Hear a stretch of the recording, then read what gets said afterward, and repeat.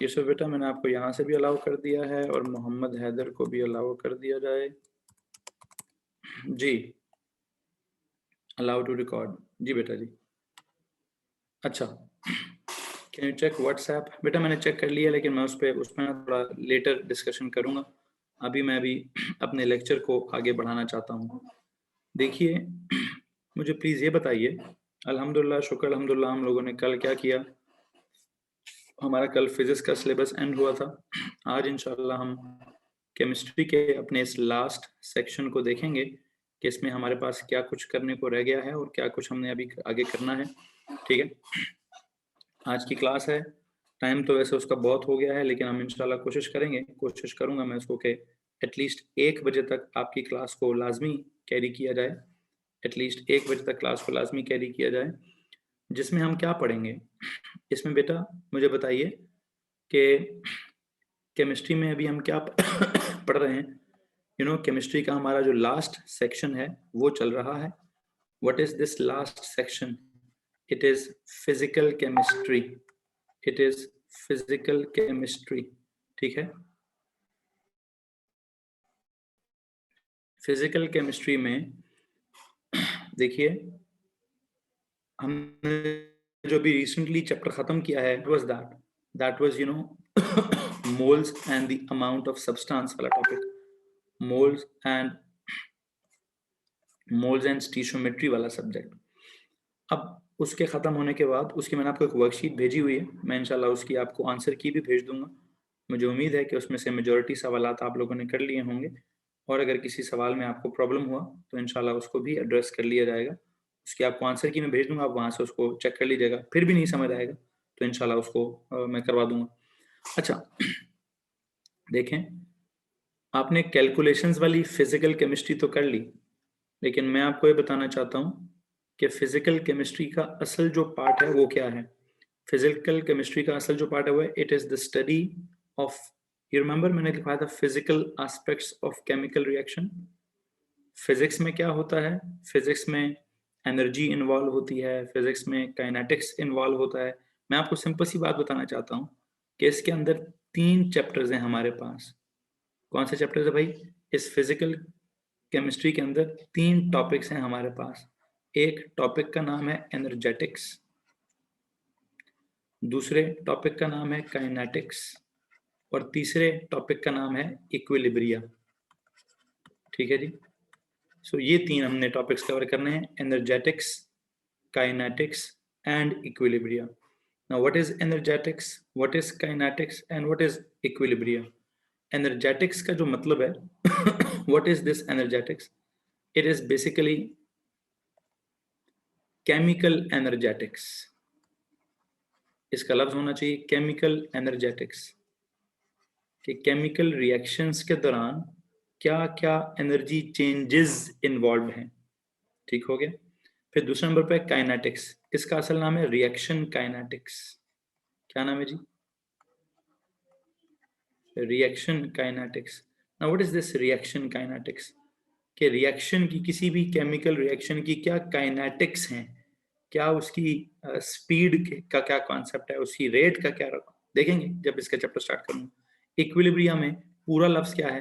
पूरा लफ्ज है डायनामिक इक्विलिब्रिया। पूरा लफ्ज क्या है जी? Dynamic equilibria.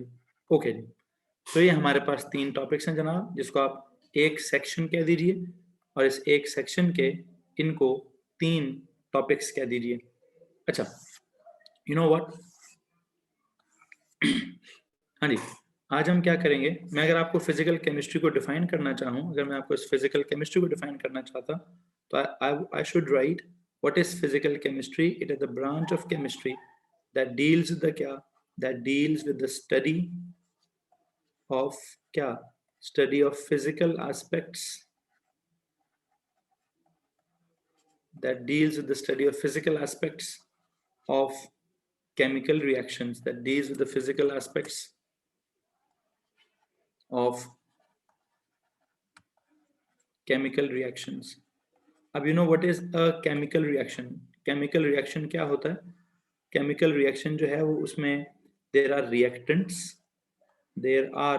reactants which convert into क्या? which convert into products. There are reactants which convert into products.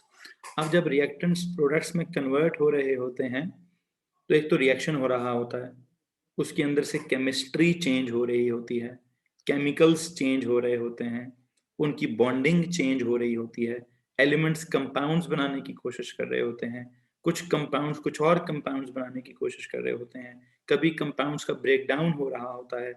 अब रिएक्शन की तो 1000 किस्में हैं, एडिशन रिएक्शन हो रहा होगा, डिस्प्लेसमेंट रिएक्शन हो रहा होगा, न्यूट्रलाइजेशन रिएक्शन हो रहा होगा, डीकॉम्पोजिशन रिएक्शन हो रहा होगा, कोई भी ऑर्गेनिक इनऑर्गेनिक केमिस्ट्री के हजारों जो आपने रिएक्शंस पढ़े हैं उनमें से कोई भी रिएक्शन हो रहा होगा। अब उस रिएक्शन के साथ दो चीजें, दो नहीं 3 चीजें एसोसिएटेड होंगी। क्या सर? या तो उस रिएक्शन के साथ कुछ ना कुछ एनर्जी एसोसिएटेड होगी, ठीक है, मतलब वो एक्सो या एंडोथर्मिक रिएक्शन होगा, ये उसका एनर्जेटिक्स का कॉन्सेप्ट है। फिर उसके साथ कोई ना कोई काइनेटिक्स इंगेज होंगी कि या तो वो स्लो रिएक्शन होगा या वो फास्ट रिएक्शन होगा, या कुछ ऐसे फैक्टर्स होंगे जो उस रिएक्शन की स्पीड को कम या ज्यादा कर सकेंगे, कुछ ऐसे फैक्टर्स होंगे जो उस रिएक्शन की स्पीड को कम या ज्यादा कर सकेंगे। और अगर वो रिएक्शन रिवर्सिबल रिएक्शन हुआ तो उसका अल्टीमेटली एक इक्विलिब्रियम अचीव होगा। तो ये 3 अल्फाज हैं। मैं ये उम्मीद करता हूं कि आप लोगों ने इन तीनों को बहुत ज्यादा डिटेल से ओ लेवल्स में पढ़ा होगा। लेकिन पढ़ा है कि नहीं पढ़ा, जिसने पेपर दिए हैं उसने पढ़ा होगा, जिसने पेपर नहीं दिए उसने कहीं ना कहीं इन टॉपिक्स को शायद इग्नोर किया होगा। खैर बहरहाल जो भी है, मुझे तो हर लफ्ज को अलिफ से सिखाने की कोशिश करनी है। मुझे इन तीनों चैप्टर्स को इनके बिल्कुल बेस में जाकर, इनके बिल्कुल बेस से जाकर समझाने की कोशिश करनी है। अब इनकी क्या बेस है देखते हैं जनाब जी। सुनिएगा जरा, पहली तो बात हो गई study of physical aspects of a chemical reactions. What are physical aspects? Chemical reaction क्या है आपको समझ है, उसके फिजिकल एस्पेक्ट्स क्या हैं, उसकी एनर्जी, उसकी स्पीड, उसका इक्विलिब्रियम। तो एनर्जी का लफ्ज भी फिजिक्स का लफ्ज है, काइनेटिक्स लाइक स्पीड का लफ्ज भी फिजिक्स का लफ्ज है, इक्विलिब्रिया का लफ्ज जो है ये भी फिजिक्स का लफ्ज है, इक्विलिब्रिया का लफ्ज भी फिजिक्स का लफ्ज है। सारे अल्फाज फिजिक्स के लफ्ज हैं, फिजिक्स के अल्फाज हैं। तो जब ये सब के सब अल्फाज फिजिक्स के अल्फाज हैं तो इसलिए इस सेक्शन को हम क्या बोलते हैं, इसलिए इस सेक्शन को फिजिकल केमिस्ट्री कहा जाता है। इसके इस सेक्शन के नाम में अगर किसी को परेशानी है तो प्लीज हाथ खड़ा कर दीजिए। एनीवन? नो? ओके, अच्छा जी। सो देखिए,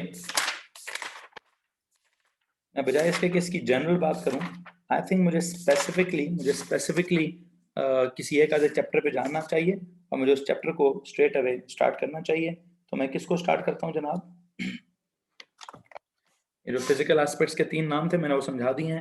मैं इस सेक्शन का चैप्टर नंबर 1 स्टार्ट करता हूँ। आई डोंट नो ये क्या बोलते हैं, इस सेक्शन को आप सेक्शन नंबर 4 बोलेंगे, तो चैप्टर को आप चैप्टर नंबर, बल्कि इसको आप चैप्टर नंबर 1 नहीं, इसको आप चैप्टर नंबर 2 बोलें, क्योंकि बेसिक फिजिकल एस्पेक्ट्स थे calculations like amount of substance, वो आप कर चुके। तो इस सेक्शन का ये दूसरा चैप्टर है, क्या नाम है इसका? Chemical energetics. प्लीज हेडिंग देंगे। तो हमारा आज का चैप्टर बनता है उसका क्या नाम है? उसका नाम है जी केमिकल एनर्जेटिक्स। सर ये एनर्जेटिक्स चैप्टर नहीं है, चैप्टर ही बेटा, चैप्टर ही केमिकल एनर्जेटिक्स। ये एनर्जेटिक्स चैप्टर नहीं है आखिरी वाला बेटा। 3 चैप्टर्स ही पढ़ाऊंगा ना, एनर्जेटिक्स, काइनेटिक्स और इक्विलिब्रिया। हैदर क्या पूछ रहे हो? मुझे समझ नहीं आ रही आप क्या पूछ रहे हो। हेडिंग दो जी केमिकल एनर्जेटिक्स की, मतलब एंड है सिलेबस का बस। हाँ ये तीनों चीजें एंड है, ये बस 3 चीजें समझानी है, नॉट जस्ट एनर्जेटिक्स। एनर्जेटिक्स भी समझाना है, काइनेटिक्स भी समझाना है और इक्विलिब्रिया भी समझाना है। ठीक है, ठीक है जी। सो इंशाल्लाह इसमें लगेंगे हमारे तकरीबन 3-4 दिन लगेंगे। तो डोंट वरी, हम इंशाल्लाह 19 से पहले पहले इसको कैरी करने की कोशिश करेंगे अगर आप थोड़ा सा ध्यान दें तो।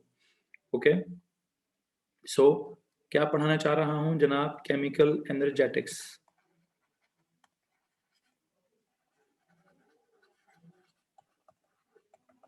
जी,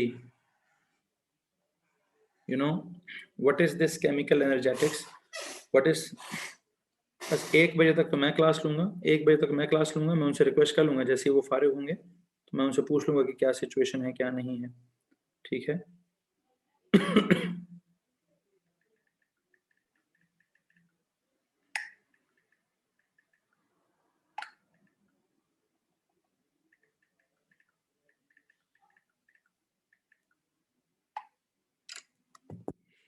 अच्छा जी, ओके, इंशाल्लाह इंशाल्लाह इंशाल्लाह, don't worry.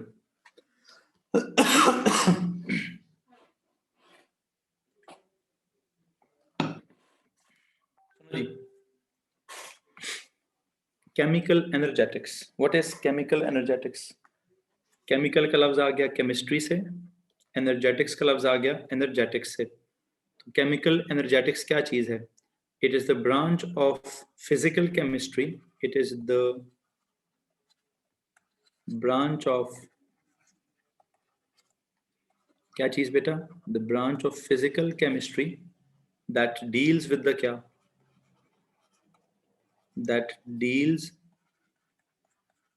with the study, that deals with the study of क्या चीज? Energy changes, that deals with the study of energy changes during a chemical reaction. Study of क्या? Study of energy changes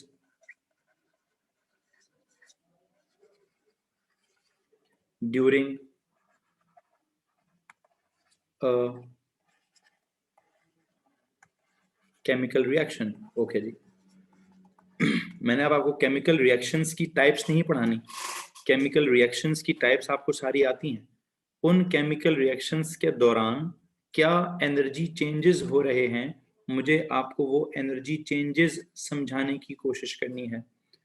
अब दो अल्फाज हैं, chemical का मतलब chemical reactions, energetics का मतलब एनर्जी चेंजेस। प्लीज मुझे बताइए कि किसी भी रिएक्शन के दौरान क्या एनर्जी चेंजेस आते हैं केमिकल रिएक्शन की? अगर आप एग्जांपल दोगे तो लेट मी टेल यू क्या, let me tell you sir, वो there are some reactants which convert into products, ठीक है, और इसको हम एक केमिकल रिएक्शन कहते हैं। और जब भी ये रिएक्शन होता है, जब भी कोई रिएक्शन होता है, उसके दौरान कोई एनर्जी चेंजेस जरूर होते हैं। Energy is always released or absorbed during a chemical reaction. Energy is always exchanged between the system and the surrounding. Between the system and the surrounding. क्या बोला मैंने? Energy is always exchanged between the system and the surrounding. एक fact है, chemical reaction उसकी तो आपको समझ होगी, ठीक है। मुझे आपसे एनर्जी चेंजेस की बात करनी है। वो क्या मैंने बोलना है सर? कौन सी वाली energy? Heat energy. Heat energy is always exchanged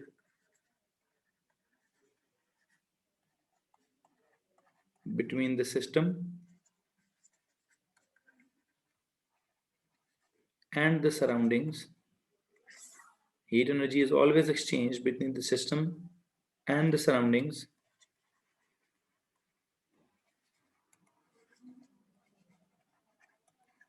during a chemical reaction. जी तो भाई क्या बोल रहा हूँ, क्या बोला मैंने? मैं बोल रहा हूँ कि heat energy is always exchanged between the system and the surroundings during a chemical reaction. Okay. सबसे पहली बात मैंने क्या बोली आपसे? किस एनर्जी की बात कर रहा हूँ? हीट एनर्जी की बात कर रहा हूँ, हीट एनर्जी की बात कर रहा हूँ। Okay, what happens to heat energy? It is always exchanged, exchanged between क्या? It is always exchanged between the system and the surroundings. अब ये सिस्टम क्या होता है और ये सराउंडिंग्स क्या होती हैं? सिस्टम बेसिकली उस रिएक्शन मिक्सचर को बोलते हैं, उस रिएक्शन मिक्सचर को बोलते हैं जिसके अंदर रिएक्शन हो रहा होता है। सराउंडिंग्स हम उस रिएक्शन मिक्सचर को जिसने अपने अंदर कंटेन किया हुआ है, कंटेनर एंड एनीथिंग, कंटेनर के जो अंदर है वो सिस्टम है। बड़े system, system is basically the reaction mixture, जो रिएक्शन मिक्सचर है उसको आप सिस्टम बोलेंगे। And what is surroundings? What is surrounding? Surrounding क्या चीज है? ठीक है, the container, container and everything, container and everything around it, everything outside it, container and everything outside it, container के जो अंदर है, the reaction mixture inside the container, inside the container, जिस बीकर में आप बीकर के अंदर जो मिक्सचर है उसको आप सिस्टम बोल दें, बीकर खुद और बीकर के बाहर जो हवा है उसको आप सराउंडिंग्स बोल दें। तो इन दो चीजों के दरमियान क्या होगा, heat energy is always exchanged between the system and the surroundings during a chemical reaction. अच्छा, अब एक्सचेंज का मतलब क्या है? एक्सचेंज का मतलब ये है कि सर या तो क्या होगा, या तो heat energy given into the system होगी या फिर heat energy given out of the system होगी। अच्छा, जब ये heat energy given into the system होगी या ये given out of the system होगी, इसका सीन क्या होगा? इसका सीन पुत्र जी कुछ ऐसे है अगर आप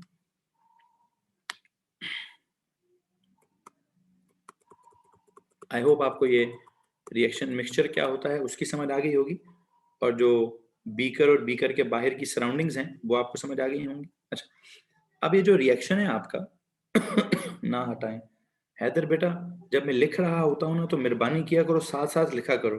मैंने 5 मिनट से उसको लिखा रखा था, आपको अभी याद आया उसको लिखना? यार इतनी देर से वो लिखा हुआ है, तब आप क्या कर रहे थे? जब मिटा देता हूँ उसके बाद तुझे याद आता है सर ना मिटाएं।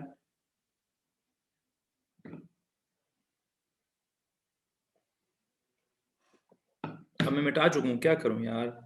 प्लीज हैदर थोड़ी सी स्पीड एडजस्ट करो यार, मेरे साथ एडजस्ट कर भाई।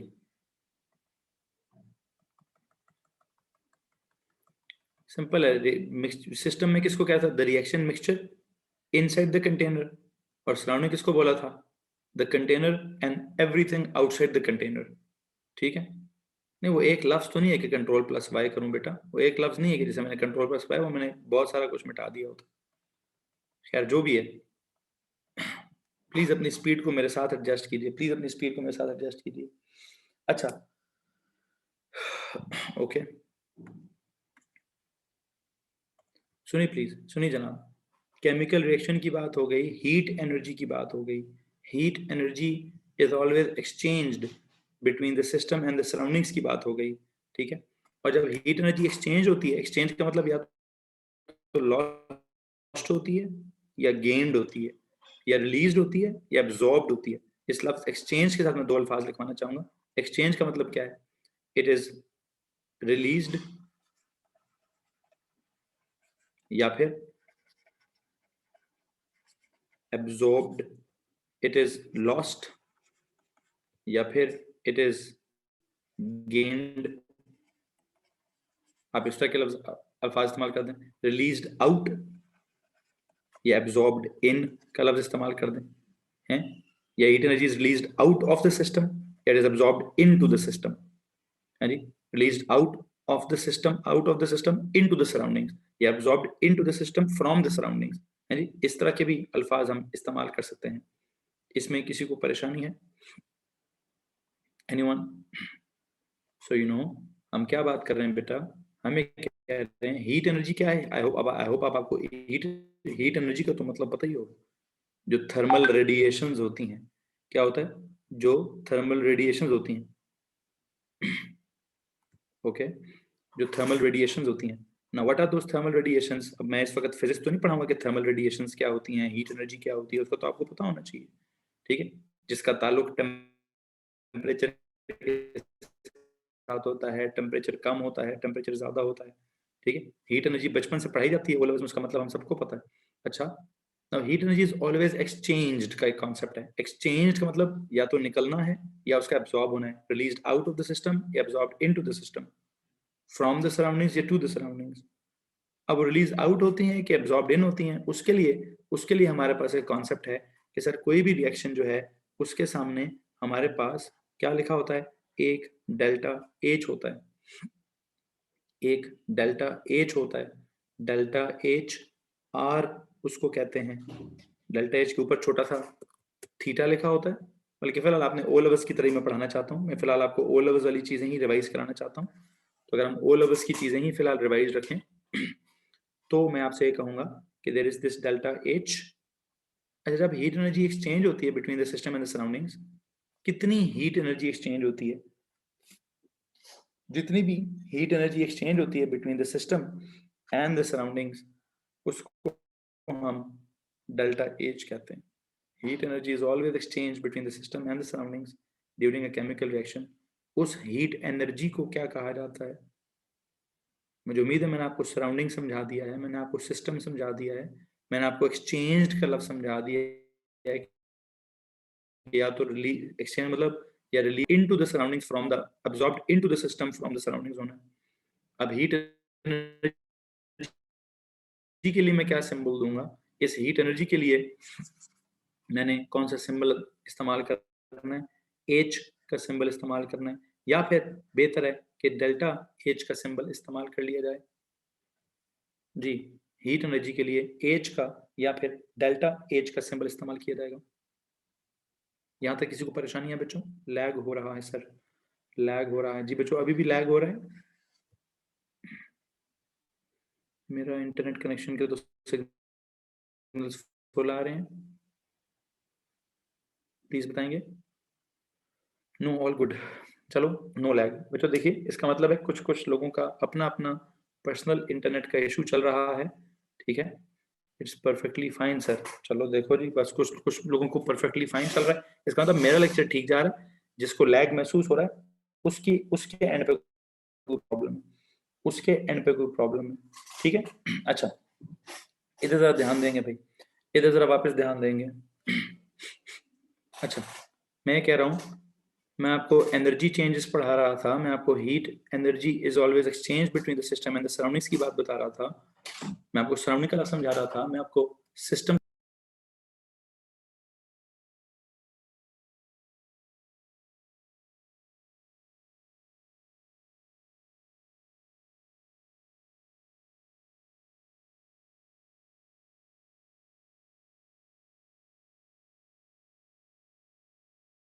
जी तो भाई इधर सुनिए प्लीज, हम आपसे क्या बात कर रहे हैं? मैं आपसे आपको फैक्ट समझाने की कोशिश कर रहा था, ठीक है? मुझे उम्मीद है आपको केमिकल रिएक्शन का मतलब समझ आ गया है, आपको सराउंडिंग्स का मतलब समझ आ गया है, आपको सिस्टम का मतलब समझ आ गया है, आपको एक्सचेंज होने का मतलब समझ आ गया है, रिलीज आउट होना और एब्जॉर्ब्ड इन होने का मतलब समझ आ गया है, आपको हीट एनर्जी का मतलब समझ आ गया है, जिसको मैंने डेल्टा एच कह दिया है, ठीक है? सो हर रिएक्शन के साथ एक डेल्टा एच का कॉन्सेप्ट होता है। अब उस डेल्टा एच की क्या वैल्यू होती है, या उसकी पॉजिटिव वैल्यू हो सकती है या उसकी नेगेटिव वैल्यू हो सकती है। यूनिट्स उसकी क्या होंगी? हाँ, उसकी यूनिट्स यहाँ दे आर किलो जूल पर मोल के हिसाब से होती हैं। अब प्लस कब होती हैं, माइनस कब होती हैं, क्या उसका मैग्नीट्यूड होता है, क्या नहीं होता है? किलो जूल पर मोल तो ठीक है कि सर एनर्जी है तो उसकी यूनिट्स जूल या किलो जूल में होगी, पर मोल इसलिए कि जो रिएक्शंस हैं वो मोल्स के अकॉर्डिंगली चल रहे होते हैं, वो रिएक्शंस हैं वो मोल्स के अकॉर्डिंगली चल रहे होते हैं। यहाँ पे जो मैं प्लस माइनस लिख रहा हूँ, I should better right like, मुझे इसको क्या लिखना चाहिए? इसको मैं माइनस प्लस लिख देता हूँ, क्योंकि जब रिलीज आउट होती है तो माइनस का कॉन्सेप्ट होता है, जब एब्जॉर्ब इन होती है तो प्लस का कॉन्सेप्ट होता है।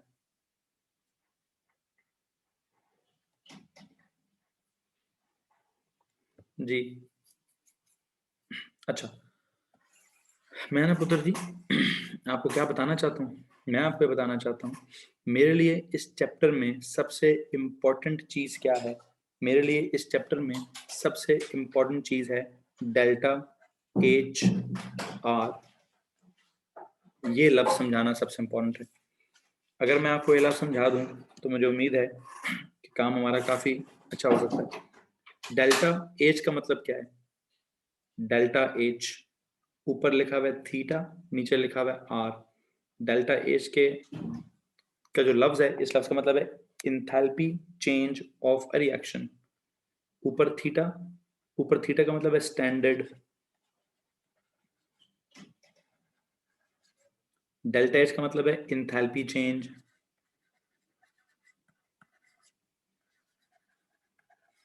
आर का मतलब है ऑफ अ रिएक्शन।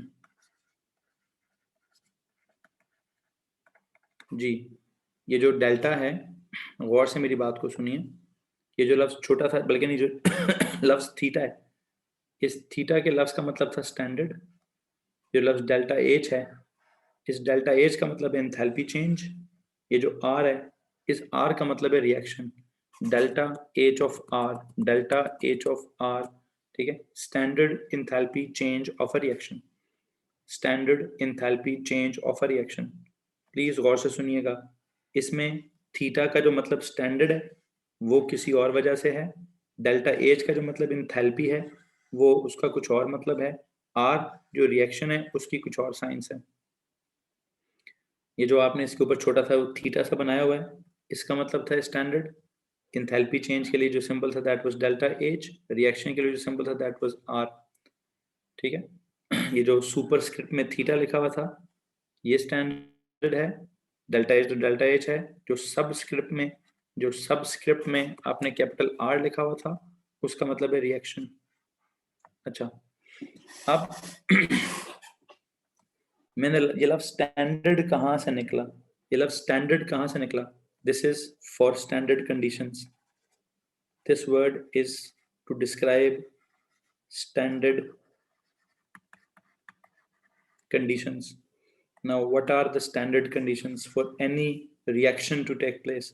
किसी भी रिएक्शन के होने के लिए स्टैंडर्ड कंडीशंस में आप टेम्परेचर की बात करेंगे,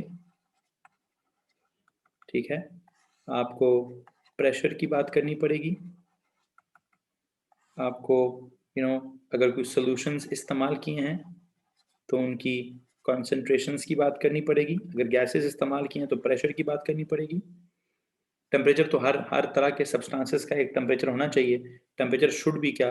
standard temperature should be 25 degree Celsius, that is 298 Kelvin for any reaction to take place. Reactions के लिए, रिएक्शंस को करने के लिए, रिएक्शंस जो भी आपको वैल्यूज बताई जाएंगी, किसी भी रिएक्शन के बारे में जो आपको वैल्यूज बताई जाएंगी उनके लिए बेटा क्या होगा? गौर से मेरी बात को सुनिएगा। हम चाहते हैं कि रिएक्शंस किस टेम्परेचर पे किया जाए। रिएक्शंस को करने का स्टैंडर्ड टेम्परेचर क्या होना चाहिए? 25 डिग्री या 298 kelvin.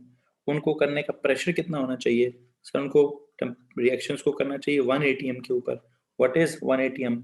You know that it is 101 kilo pascals. फिर उनकी अगर कोई सॉल्यूशंस हैं तो उनकी कॉन्सेंट्रेशंस क्या होनी चाहिए?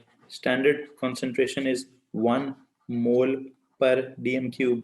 1 मोलर होना चाहिए उनको, 1 मोल per dm cube, yeah, you call it 1 capital M, 1 molar. These should be the standard conditions. Now what is meant by delta H? Delta H, it is known as, या तो इसको हम enthalpy change कहते हैं या हम इसको heat energy change कहते हैं।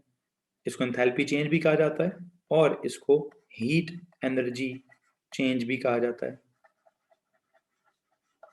enthalpy change कह दें या heat energy change कह दें, एक ही बात है। मैं इस वक्त इंथैल्पी चेंज को, डेल्टा एच को इंथैल्पी चेंज भी कहूँगा, हीट चेंज भी, एनर्जी चेंज भी कहूँगा, इनफैक्ट हीट एनर्जी चेंज कहूँगा, हीट एनर्जी चेंज। और इस आर का मतलब क्या है? इस आर का मतलब ऑफ अ रिएक्शन, ऑफ कौन सा reaction? Of a balanced chemical reaction, of a reaction की बात हम करेंगे। हाँ जी, रिएक्शंस का क्या होगा? Reaction balanced chemical reaction. This is R, R is for reaction, and ऐसा रिएक्शन जिसकी आपने क्या की हो? बैलेंस्ड केमिकल इक्वेशन लिखी हो। क्या लिखी हो जी? जिसकी आपने बैलेंस्ड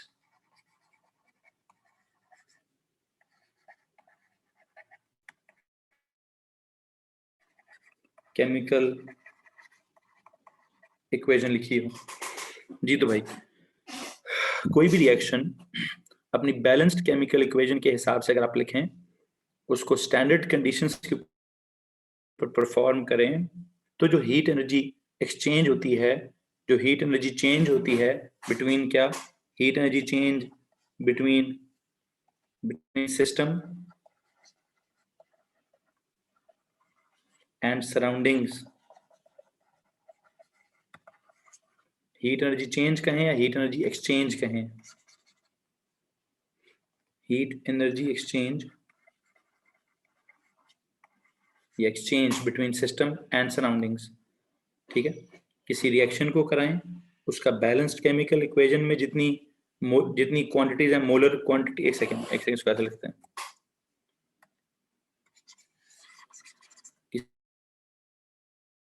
किसी भी रिएक्शन की कौन सी क्वांटिटीज इस्तेमाल करें, उसकी मोलर क्वांटिटीज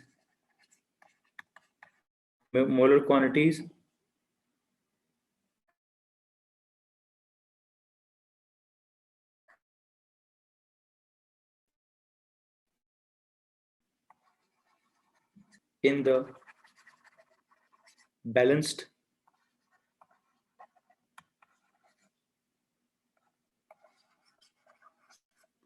chemical equation।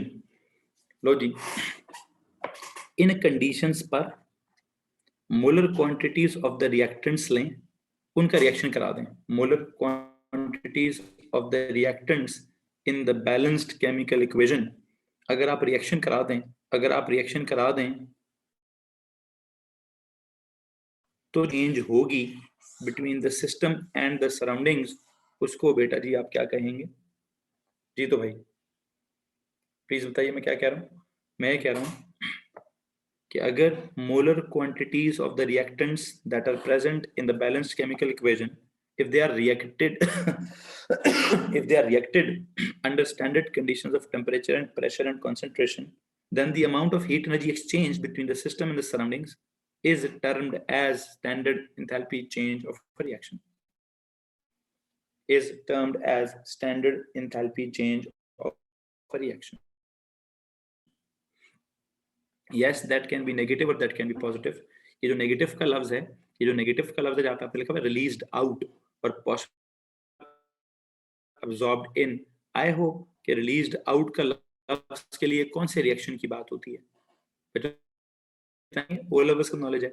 अगर किसी रिएक्शन में energy is released out of the system तो उसको क्या कहते हैं? एक्सोथर्मिक रिएक्शन कहते हैं। क्या कहते हैं जी उसको हम? सर उसको हम एक्सोथर्मिक रिएक्शन कहते हैं। और अगर कभी energy is absorbed in but is gained into the system from the surroundings तो उसको हम क्या कहते हैं?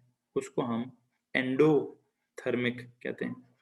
रिलीज्ड आउट को एक्सो कहते हैं, एब्जॉर्ब्ड इन को हम एंडोथर्मिक कहते हैं। ये आपका रिएक्शन है जी, ठीक है। ये क्या है भाई? दिस इज अ रिएक्शन, ठीक है, दिस इज अ रिएक्शन जी, बिल्कुल ठीक है। एक्सो का मतलब एग्जिट होना है और एंडो का मतलब एंटर होना है, बिल्कुल वही ओ लफ्ज की तरह के अल्फाज हैं, एक्सो एग्जिट, एंडो एंटर, ठीक है। इस रिएक्शन का ये क्या है? ये उसका डेल्टा एच का कॉन्सेप्ट है, ये उसकी इंथैल्पी चेंज है, ठीक है, ये उसका हीट एनर्जी चेंज है, ठीक है। और अगर इसके ऊपर आप यहाँ थीटा लगाते हैं तो इसका मतलब स्टैंडर्ड कंडीशंस पे रिएक्शन हुआ है, और अगर आप यहाँ पे आर लगाते हैं इसका मतलब molar quantities of the reactants in the balanced chemical equation are reacted हैं, आर रिएक्टेड। क्या किया जी? इफ आई से molar quantities of the reactants in the balanced chemical equation are reacted की बात हो रही है, are reacted की बात हो रही है। if जो बैलेंस केमिकल इक्वेशन में जितने मोल्स हैं उतनी क्वांटिटीज ऑफ द रिएक्टेंट्स को अगर रिएक्ट कराया जाए, इन कंडीशंस में रिएक्ट कराया जाए, तो जो हीट एनर्जी एक्सचेंज होगी बिटवीन सिस्टम एंड सराउंडिंग्स उसको आप क्या कहेंगे?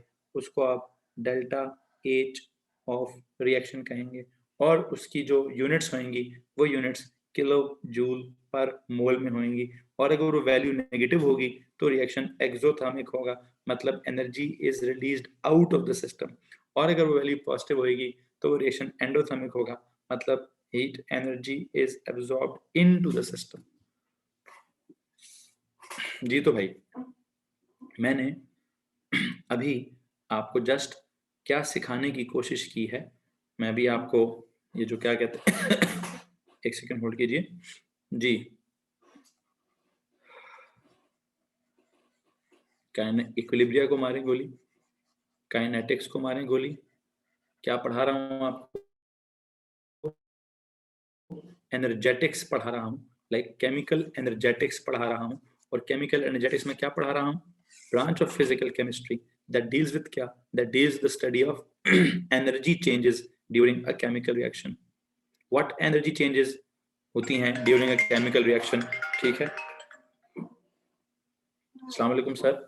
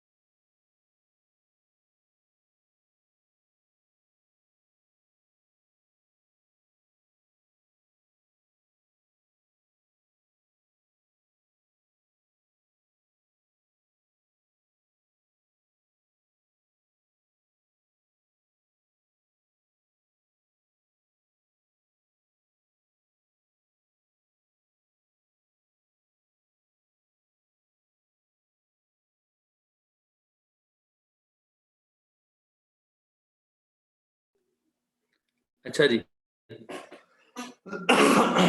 जी तो बच्चों क्या बात की जा रही है, देखिए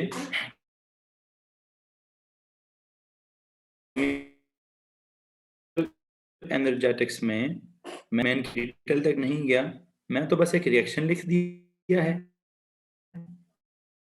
उसके आगे डेल दिया है, नीचे उसके आर लिख दिया है, थीटा का मतलब स्टैंडर्ड कंडीशंस बता रहा हूँ, आर का मतलब रिएक्शन बता रहा हूँ, रिएक्शन भी कैसा, जो बैलेंस्ड केमिकल इक्वेशन हो, और उस बैलेंस्ड केमिकल इक्वेशन के जो रिएक्टेंट्स हैं, जितने बैलेंस्ड केमिकल इक्वेशन में मोल्स हैं, उतने मोल्स का अगर आप रिएक्शन करा रहे हो तो क्या होता है, एक सेकेंड होल्ड कीजिए।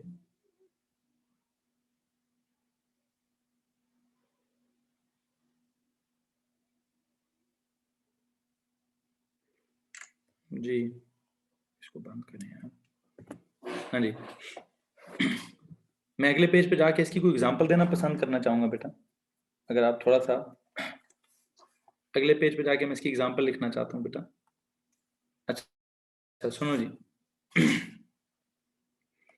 जी तो मैं क्या कह रहा हूँ आपको, मैं इस चैप्टर में अभी आपको सिर्फ एक लफ्ज पढ़ा रहा हूँ, क्या, डेल्टा एच आर थीटा, क्या है ये, स्टैंडर्ड, क्या, standard enthalpy change of a reaction, ठीक है जी। अच्छा इसको कैसे डिफाइन करूं, it is defined as the heat energy change of a reaction, what, क्या लिखेंगे जी, लिखेंगे sir, it is defined as, it is defined as क्या, द enthalpy change मतलब heat energy change, it is defined as the heat energy change, it is defined as the heat energy change when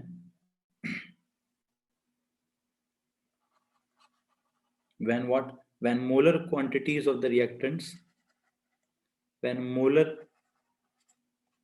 quantities of the reactants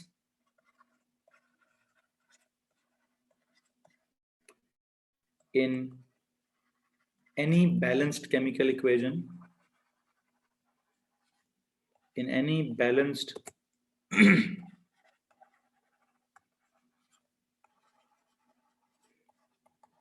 chemical equation, क्या करें जी, in any balanced chemical equation react completely under standard conditions, under standard conditions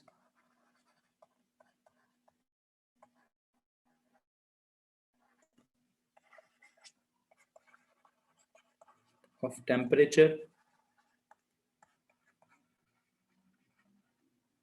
pressure and concentration,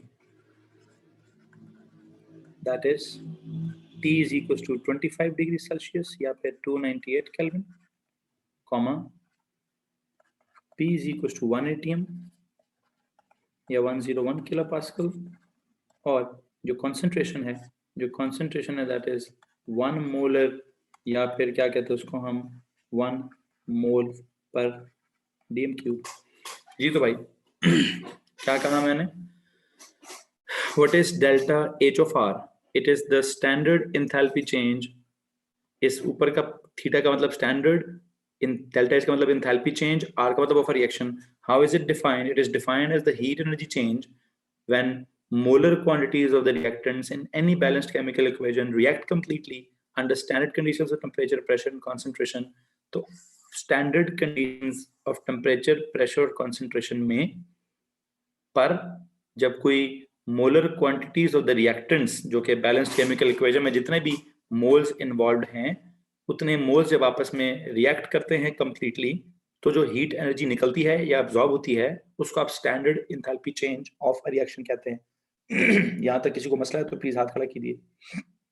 मिसाल के तौर पर अगर मैं कोई reaction लेता हूं, like there is a reaction A plus B which gives you something like C plus D, इसमें स्मॉल a स्मॉल b उसके नंबर ऑफ मोल्स हैं, अगर ये प्रॉपर्ली रिएक्ट कर जाएं तो इसका एक डेल्टा H होगा। जब स्टैंडर्ड कंडीशंस पर रिएक्ट करेंगे तो इसका एक डेल्टा H होगा जिसको आप डेल्टा H ऑफ R बोलेंगे। उसकी क्या होगी, उसकी कोई वैल्यू होगी, अब या तो उसकी वैल्यू प्लस होगी या उसकी वैल्यू माइनस होगी।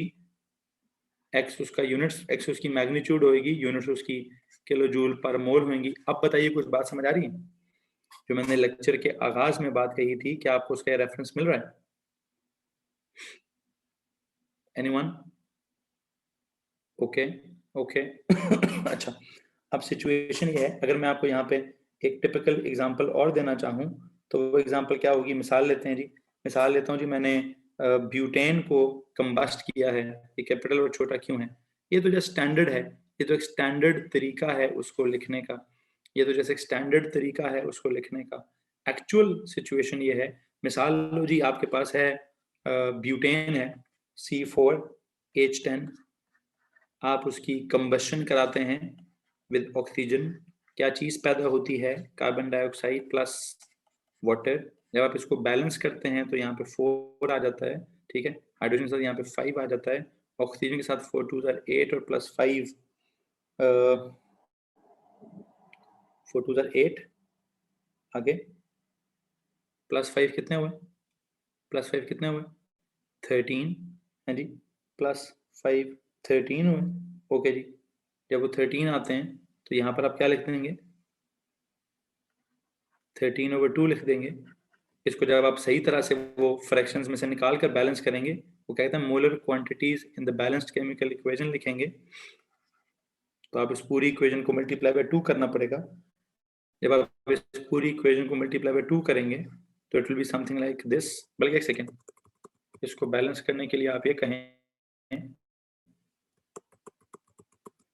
कि सर इसको हाफ के हिसाब से, यहाँ पे आपको एक बात बताऊंगा, यहाँ पे आपको एक बात बताऊंगा कि वो हाफ के हिसाब से बैलेंसिंग को पसंद नहीं करेगा, लेकिन अगर आप हाफ के हिसाब से भी बैलेंसिंग करेंगे तो मुझे प्रॉब्लम नहीं है इस बात से। वैसे मुझे इस बात से ज़ाती तौर पर कोई प्रॉब्लम नहीं है, क्योंकि मैंने आपको हाफ के हिसाब से बैलेंसिंग कराई है, उसी हिसाब से हम इसका न्यूमेरिकल आगे कैरी कर लेंगे। मैं बस आपको बताता चलूँ कि अगर इसकी मैं बैलेंसिंग ऐसे कराऊँ कि यहाँ पर 2 लिखा हो, ठीक है, यहाँ पर 8 लिखा हो, 10 2 20, यहाँ पे 10 लिखा हो, 8 2 16 प्लस 10, 8 2 16, 16 प्लस 10 कितने में? 26 में। यहाँ पे 13 लिखा हो।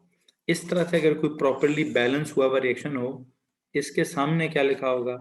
इसके सामने जो डेल्टा H की जो वैल्यू होगी, कि सर जब आपने बैलेंस्ड केमिकल इक्वेशन के अंदर जितने मोल्स इन्वॉल्व थे उनका जब रिएक्शन कराया तो जो वैल्यू निकली, मिसाल के तौर पर कितनी वैल्यू निकलती है, -3000 किलो जूल्स की वैल्यू निकली पर मोल, मजबूरन लिखना पड़ेगा। तो सिचुएशन कुछ ऐसी है कि आपके सामने एक रिएक्शन लिखा हुआ है, आपके सामने रिएक्शन बैलेंस्ड केमिकल इक्वेशन की सूरत में लिखा हुआ है, और इस बैलेंस्ड केमिकल इक्वेशन में क्या लिखा है कि ब्यूटेन के जब 2 मोल्स होंगे और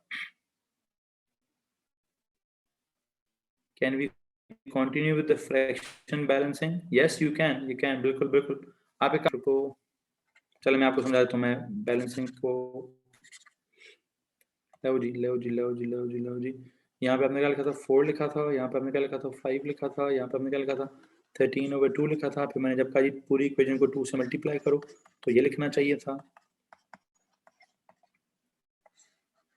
यहाँ से 4 4 2 8 CO2 करना चाहिए था, और ये 5 2 10 H2O करना चाहिए था। अच्छा, मैं वैसे अगर आपसे ये कहूँ चलो ऐसे लिख देते हैं, अगर मैं यहाँ पे कहूँ जी यहाँ पे वैल्यू है -15,000 किलो जूल्स पर मोल, ये लो जी, आपको इससे कोई परेशानी है? तो जो नीचे वाला रिएक्शन है, इस नीचे वाले रिएक्शन में क्या वैल्यू लिखनी पड़ेगी? आपने चूंकि ऊपर वाले रिएक्शन के डेल्टा H को -15 लिखा है, तो लेट मी टेल यू, मैं नीचे वाले को -3000 किलो जूल पर मोल लिखूंगा कि सर ऊपर के हिसाब से बैलेंस करोगे। मतलब ये पहले से सवाल लिखा हुआ है, जैसे समझा रहा हूँ, जैसे एक सवाल लिखा हुआ है, मैं आपको बता रहा हूँ कि मतलब क्या है इस बात का है। ये तो जस्ट एक रिएक्शन लिखा हुआ है, रिएक्शन के सामने एक वैल्यू लिखी हुई है, मैं आपको वैल्यू समझा रहा हूँ। इस तरह से रिएक्शन लिखा होगा तो ये वैल्यू है। अगर आप इस इक्वेशन को मल्टीप्लाई बाय 2 कर देंगे तो आपकी इतला के लिए अर्ज है कि उस पूरे रिएक्शन की डेल्टा H भी मल्टीप्लाई बाय 2 हो जाएगी। बस वो 15 अगर 1000 है तो क्या करेंगे जी, ठीक है 30,000 कर देंगे, ठीक है जी, ठीक है। यहाँ तक किसी को परेशानी है? ये मेरे लिए इतनी इंपॉर्टेंट चीज नहीं है, आपको बात बताऊं, ज्यादा इंपॉर्टेंट चीज ये है कि सर ये जो डेल्टा HR है इसको मैं कैलकुलेट कैसे करूंगा, इस डेल्टा H ऑफ R को मैं कैलकुलेट कैसे करूंगा, what are the methods to determine delta H of R, ये ज्यादा इंपॉर्टेंट चीज है। ये एग्जांपल लिख दीजिए। इसके बाद जो मैंने समझाना है वो ये है, what are the methods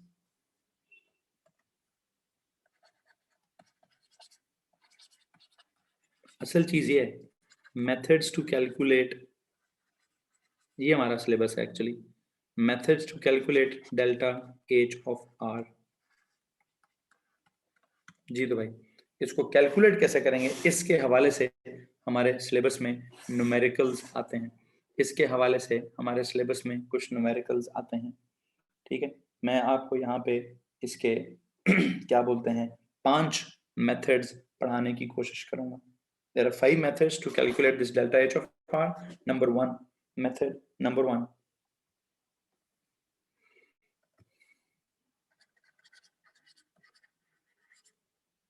Method number 1. फिर है जी method number 2.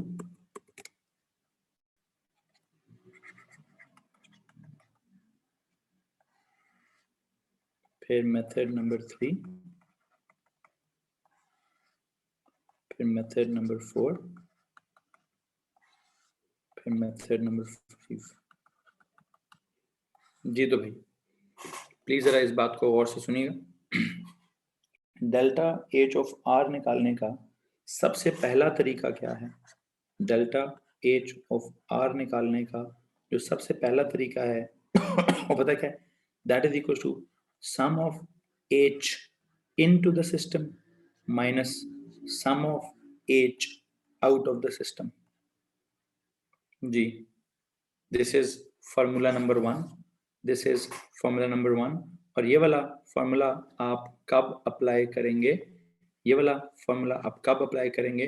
When bond energy, when bond energy data is given, ये सवाल डिसाइड करेगा। मैं बताऊंगा आपको, समझाऊंगा। जैसा आप पहले भी फिलहाल 5 फार्मूले लिख लीजिए, फिर मैं इनके ऊपर बात करूंगा कि हमने इसको कैसे कैरी करना है और कैसे कैरी नहीं करना। ठीक है, सुनो जी, ये तो हो गया जी delta H of R is equal to delta H in minus delta H out which is equals to bond energy data when bond energy data is given। नहीं समझ आएगी अभी आपको, डोंट वरी, अभी आप उसको जब ये एग्जांपल्स कराऊंगा तो ज्यादा अच्छे से समझ आएगा। दूसरा फॉर्मूला क्या है, delta H of R is equal to sum of delta H F, sum of delta H F of products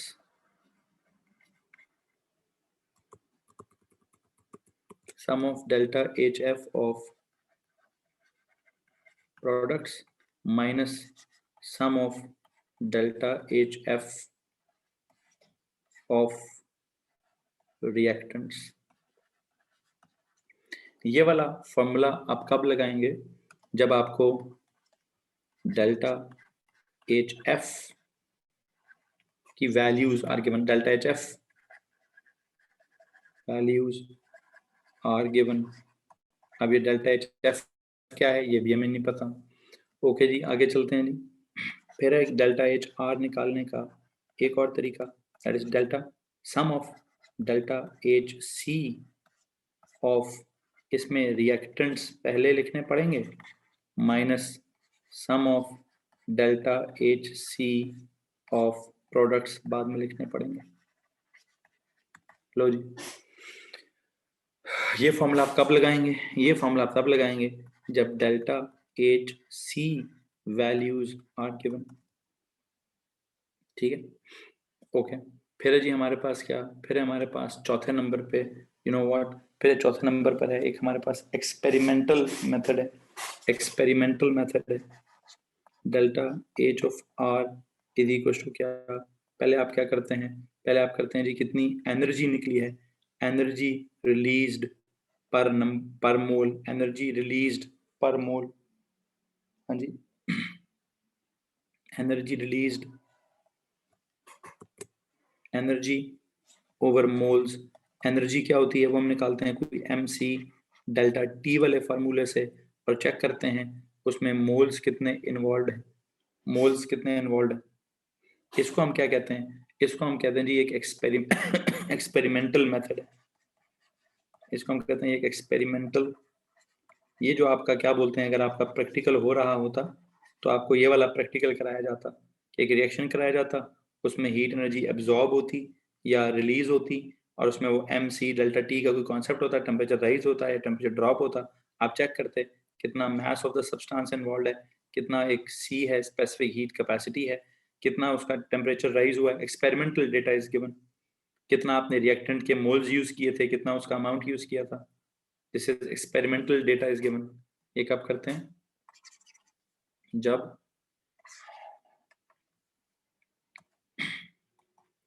experimental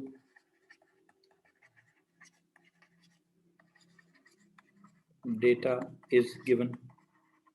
okay, पांचवें नंबर पे हमने क्या करना है, पांचवें नंबर पे हमारे पास एक कॉन्सेप्ट है that is known as Hess's law, that is known as क्या, उसका वो एक हेसेस लॉ है कोई।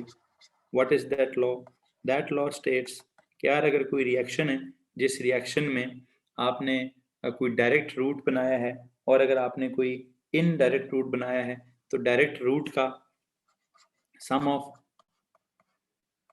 Delta H R of direct route is equals to sum of delta HR of indirect route। ठीक है, ये आपके पास एक इक्वेशन है, और ये हम कब लगाते हैं, ये हम तब लगाएंगे when energy cycles are given, energy cycles are given या reaction paths are given, energy cycles छोड़िए, ये तब होगा जब reaction paths, different reaction paths are given, different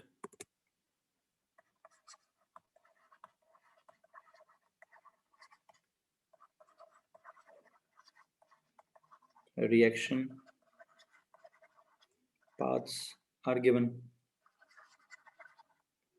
अच्छा जी, एक बच्चे ने कहा है कि सर प्लीज मेथड 3 दोबारा समझा दें। उस बच्चे की इतला के लिए अर्ज ये है कि मैंने तो अभी मेथड 1 नहीं समझाया, तो मेथड 3 कहाँ से समझाऊं? जी पुत्र मोहित अली, मैंने तो अभी मेथड 1 भी नहीं समझाया। हाँ जी, मैंने तो अभी मेथड 1 भी नहीं समझाया, मेथड 3 पे कहाँ जाऊं? आपको मेथड 1 और 2 समझ आ गया क्या?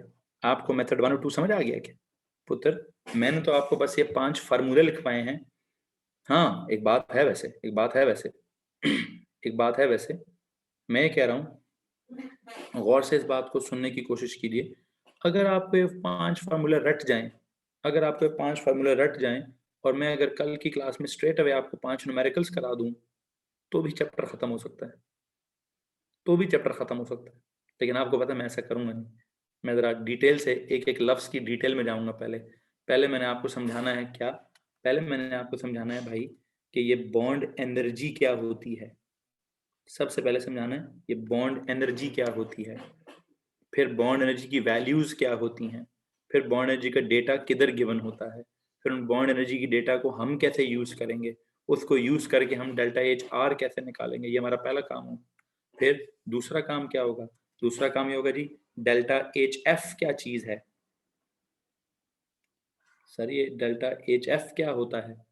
हाँ जी, डेल्टा एच एफ का मतलब क्या है, इसकी वैल्यूज क्या होती हैं, उनको यूज करके हम डेल्टा एच ऑफ आर कैसे निकालेंगे। फिर इसके बाद तीसरी चीज क्या होगी? Let me tell you what is this delta H F.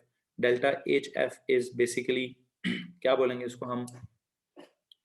enthalpy change of formation of a compound, enthalpy change of formation of a compound। खैर वो तो मैं कल पढ़ाऊंगा आपको।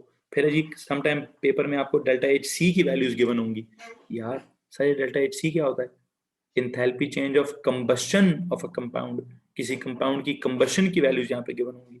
फिर अगली चीज क्या है सर, ये क्या बोलते हैं इसको ये क्या है? एक्सपेरिमेंटल डेटा कौन सा वाला होगा? किस किस्म का एक्सपेरिमेंटल डेटा होगा? सर आपको या मैथ्स पता होगा, मैथ्स ऑफ द सोल्यूशन पता होगा, जिसका टेम्परेचर राइज का पता होगा, इनिशियल टेम्परेचर पता होगा, फाइनल टेम्परेचर पता होगा, कितने मोल्स इन्वॉल्व हुए हैं वो पता होगा। ठीक है, अच्छा फिर आखिरी चीज क्या है? आखिरी चीज ये है कि जनाब आपको क्या चीज पता होगी? आपको ना डिफरेंट रिएक्शन के पाथ्स पता होंगे। आप उन पाथ में से एक डायरेक्ट पाथ ढूंढेंगे और एक इनडायरेक्ट पाथ ढूंढेंगे। जितना डायरेक्ट पाथ का ओवरऑल डेल्टा एच होगा, उतना ही इनडायरेक्ट पाथ का ओवरऑल डेल्टा एच होगा, उतना ही इनडायरेक्ट पाथ का ओवरऑल डेल्टा एच होगा। जी तो भाई यहां तक अगर किसी को परेशानी है तो प्लीज हाथ खड़ा कर दीजिए।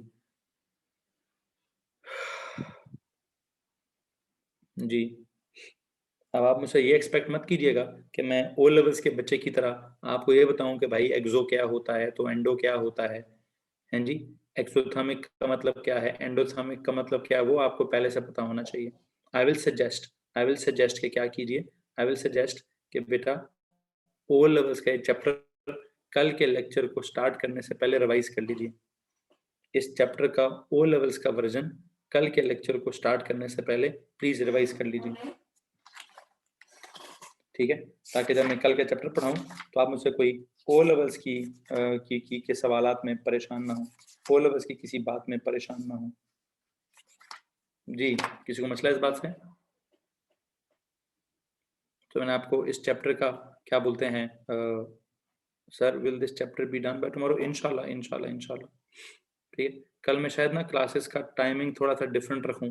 आज भी पहले तो हमारी वो ओ लेवल्स वाली क्लास बहुत लंबी चली गई, ठीक है, ओ लेवल्स वाली क्लास बहुत लंबी चली गई, फिर बीच में थोड़ा सा डिस्टर्बेंस हो गई, मुझे क्लास डिले करनी पड़ गई। आई हैव इस चैप्टर का पीडीएफ, नहीं ओ मोहम्मद कौन से भाई हैं आप? मोहम्मद आदिल, कौन सा वाला पीडीएफ है आपके पास, ओ लेवल्स वाला या ए लेवल्स वाला?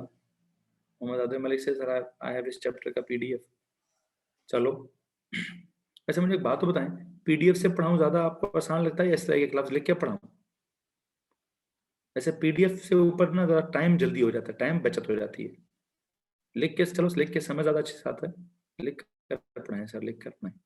अच्छा लिख कर सर बगैर चलो ठीक है, लेकिन ये मैं टाइम के हिसाब से डिसाइड करूंगा। अगर मुझे लगता है, मुझे समटाइम्स लगता है कि लिख कर सर बेटर अंडरस्टैंडिंग, चलो ठीक है ठीक है। कुछ कह रहे हैं sir PDF works better, send you some CI. CI का क्या सीन भेजा है भाई? सीआई का क्या सीन भेजा है?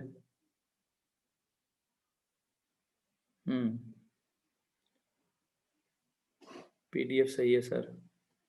चलो ये मैं कल के लेक्चर में डिसाइड करता हूँ कि मैंने क्या करना।